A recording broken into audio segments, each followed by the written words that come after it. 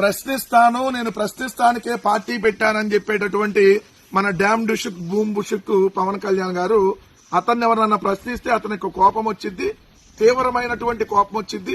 కోపం వచ్చి తప్పుడు కేసులు పెట్టి రోజుకొక స్టేషన్ కి తిప్పుతా ఉంటారు. దానిలో భాగంగానే ఏదైతే ప్రముఖ యూట్యూబర్ గా ఉన్నటువంటి ప్రశ్న ఛానల్ కి సంబంధించినటువంటి రావణ్ ని అరెస్ట్ చేయడం జరిగింది. అరెస్టు ఒక్కసారి జరగలేదు, రోజు అరెస్ట్ జరుగుతూనే ఉంది, రోజు బెయిల్ వస్తూనే ఉంది. ఇప్పటికీ 5 రోజులు, ఈరోజు 5వ రోజు.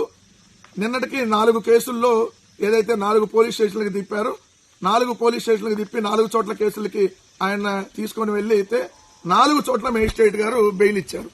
మొట్టమొదట పిఠాపురం పవన్ కళ్యాణ్ పోటీ చేసినటువంటి నియోజకవర్గం. దాని తర్వాత ఏదైతే పంతం నానాజీ అని చెప్పి నా కొడక అనేటటువంటి భాషను వాడేటటువంటి ఒక గలీజీ ఎమ్మెల్యే నియోజకవర్గం ఏదైతే కాకినాడ రూరల్, అక్కడ ఇంకొక స్టేషన్. మచిలీపట్నం ఎంపీగా ఉన్నటువంటి బాలశౌరికి సంబంధించి మచిలీపట్నం 3వ స్టేషన్. 4 సాక్షాత్తు హోంమంత్రి అనిత గారి నియోజకవర్గం పాయకరావుపేట.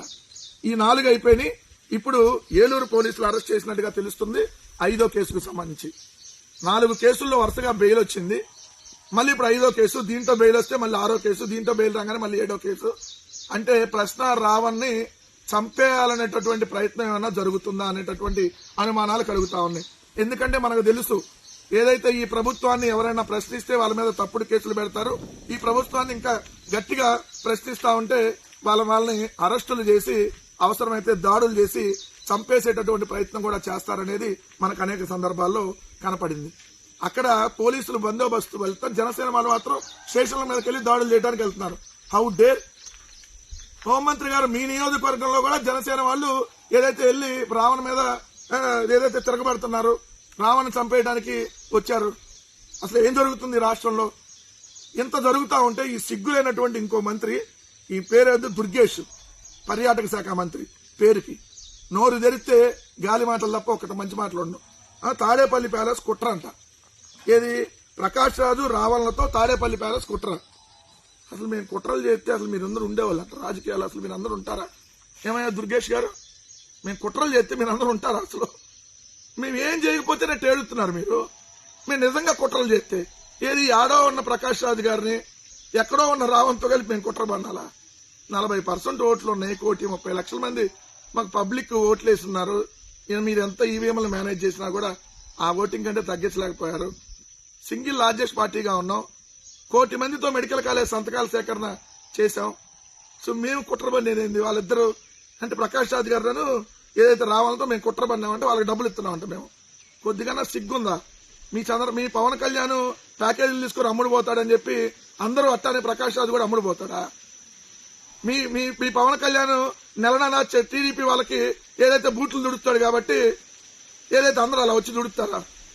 అన్ని పార్టీల వాళ్ళకి ఉండదు కదా. అట్లా డబ్బులు ఇస్తే ఏ పనైనా చేస్తాడు కాబట్టి పవన్ కళ్యాణ్ అందరూ వచ్చి ఆ పనులు చేయరు కదా. కుట్రలంట. ప్రశ్నిస్తే సమాధానం చెప్పలేనటువంటి చేతగానటువంటి దద్దమ్మలయ్యా మీరు. దమ్ముంటే ప్రశ్నించి దానికి సమాధానం చెప్పండి.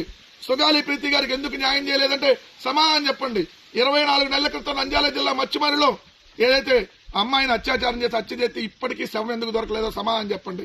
1 నెల రోజులైంది కాకినాడ జిల్లా తునిలో 2 ఏళ్ల పాప జ్ఞానేశ్వరి అనేటటువంటి చిన్న పాప తప్పిపోయి ఇప్పటికీ పోలీసులు కూడా చేతులు ఎత్తేస్తే వాళ్ళ తండ్రి పోస్టర్లు అంటిస్తున్నాడు, వెళ్ళి నా కూతురు ఆచూకీ ఎక్కడుందో చెప్పమని. సో ఇది పరిస్థితి. వీటికి అడిగితే సీజ్ ద షిప్ పోయింది, బియ్యం పోయింది, పవన్ కళ్యాణ్ పోయాడు. ఎందుకు పోయాడు?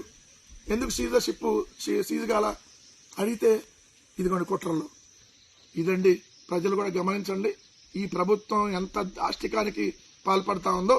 ప్రశ్నించిన వాళ్ళని చంపేయటానికి వెనకాట్టలేదనేది మరోసారి ఈ తప్పుడు కేసులతో అర్థమవుతుంది.